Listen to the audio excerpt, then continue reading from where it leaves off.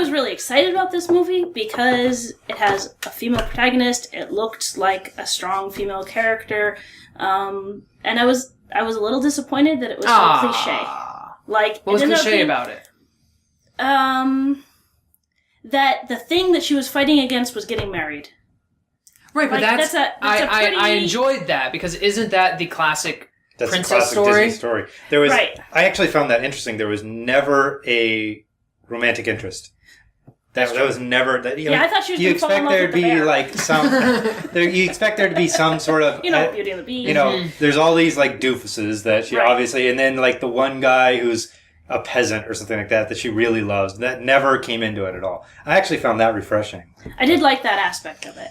I did. But I felt like, she's a tomboy, which is fairly classic. Mm-hmm. She refuses to do anything that she refuses to be who they want her to be, which is fine, but I felt like they did it in a very cliche way. Is the tomboy very classic, or is that just... because you look back, Snow White, Sleeping Beauty... Okay, Cinderella, anything since the mid-'80s to early 90s, they've gone away from that prissy, strong female to the tomboy. Self-sufficient tomboy. They swung all the way in the other direction. I felt like it wasn't very balanced. Like, she could have been a girl who wore dresses sometimes and was pretty sometimes and knew how to embroider, and it could also shoot everything. Like, they went all the way in the other direction, which I felt is very cliche. Like, it's been done a lot of times. Mulan is maybe the prime example of a Disney princess who can do everything that a boy can do and goes off and saves the world when nobody wants her to. Same kind of an idea here. What did you think about this as far as the Disney princess kind of idea, Brian? Well, I wasn't so much upset about that area. The princess being a princess, not wanting to get married because she was betrothed to someone, it's a story. I felt like it wasn't that aspect of the story that bothered me. It was other aspects I felt like I could just pick out and saw them coming. And I was like, okay, this is going to happen. This is going to happen. This is going to happen. And that kind of pulled me out of the movie a lot. And it was predictable. It was predictable. And I started noticing myself in the theater going like this instead of looking at the screen. And it pulled me out. Are our problems nitpicky, or are they genuine problems with the film that hurt the film? I think it's nitpicky. Because I know from a technology point of view, I noticed a number of times throughout the movie, you could see the technology is getting so much better. Her hair. They spent 3 years. Facial expressions are getting so much better. Making 2 programs. One to control the movement of her hair. Right. The other one to make sure the movement of her hair matches the movement of her body. Yeah. So they spent 3 years phenomenal. Making her hair. Some women spend They did an amazing... Yeah, what stereotype are we perpetuating there? Thanks, Pixar! But, what I love to see with this, and I look forward to it almost as much as I do for a unique storyline, is to see the advances in the technology. And to see how seamless, no pun intended, it's getting there between animation and live action. I can remember when Monsters, Inc. first came out, watching the extras on the DVD and seeing the effort they went through for Sully's hair. Right. It was insane to watch that stuff. At the end of this, when she's with her mom and she's crying, oh my goodness, the way her face, like, it looked like a real face crying. I've never seen that before. It made me cry. Just because that's because you're. I'm a little girl, but no, that and Kelly MacDonald's acting. That scene Kelly MacDonald's to me, accent. It brought me to tears because you did see a real girl crying, and I was just thinking like this is a sense of at this point I really connect with that character because that's a young girl who just wants her mother. That's all. It's and the that's first. Why I just started bawling. It's the first time where I've seen very realistic facial expressions in like Polar Express and even the Final Fantasy movie, but they're always creepy. Yeah. This was the first time I saw it and it seemed human. That's because it didn't look human enough. Maybe, yeah. That's the problem with the other. But it looked realistic. It looked realistic. It looked like a real expression. It was a real expression, but it wasn't human. Right. It was like It a was still- toy. Yeah. And that was really the difference. I think my problems with the movie were problems with the movie. Mhm. They if I get drawn out of the movie noticing things that, okay, this is happening, this is happening, this is happening, this is really predictable, that's a problem with the movie. But I still think it looks fantastic. I'm not going to say anything other than that. Okay, well, then if we have some... This is the question. Disney, Brave or Sleeping Beauty? And Sleeping Beauty has that interesting animation style that we'll talk a little bit about with Secret of the Kells. Secret of the Kells. I know. Kells of the Ireland.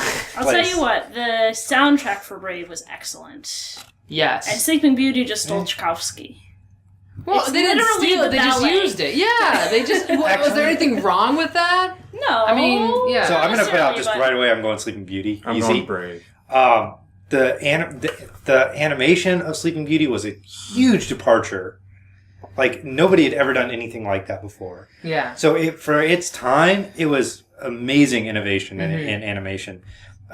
They used like a specific artist's style Right. and copied that, and nobody had thought to do that for an animated film before. And just the darkness of it, which hadn't really been explored before. Just everything. I don't know. I I don't know if I agree with you with that. I mean, it's very dark. Yeah. But For a I children's love it. film, it's extremely dark, And, right? and that's Yeah. one of the problems I have with it. For a children's film, most kids don't want to watch it more than once. It's really scary. Because it's It is scary. scary. The scene It's where she's not talking about how he's fun. gonna go, like, grow old and, like, Yeah. go to the castle as an old man. That's a heart-wrenching scene.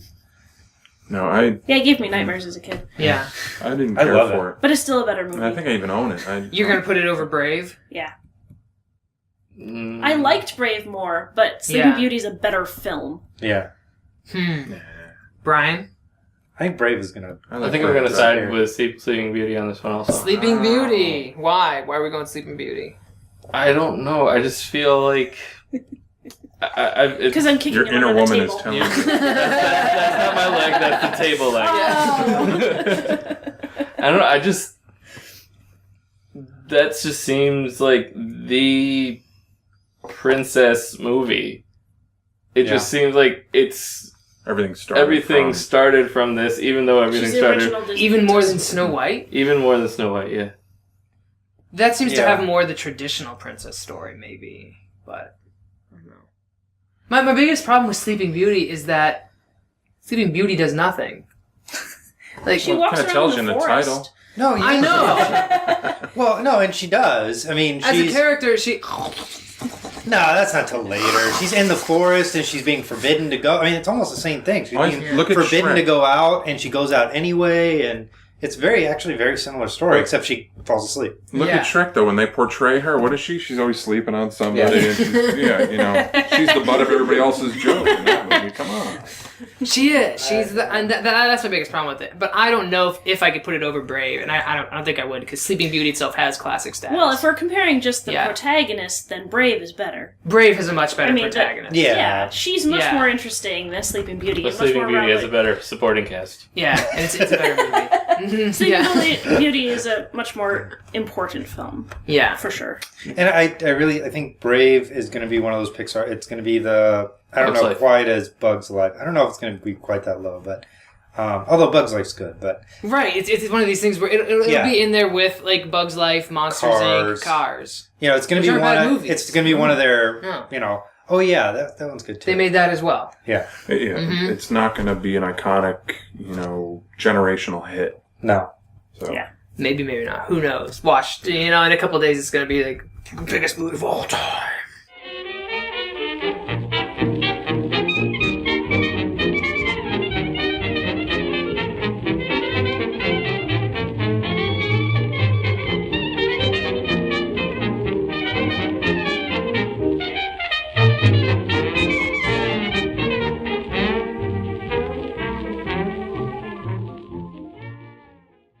The relationship, and so then it was okay? There was Right. just some delay or something. Or what? Yeah. Yeah. Yeah. Do you want me to go yell? Go kill Peanut. Yeah. Kill him. No, just kill him. Aww. It's on camera. Kill him in the face. Close the garage door so he... Wipe him off your shoe. That's what it sounded like. So nobody can see. Oh, that's on camera. I don't care. It's going at the end of every podcast from now on Go kill Peanut. until Natasha sees it. Movie ever made. You know, like, Good for him. I have a feeling he's not going to see it.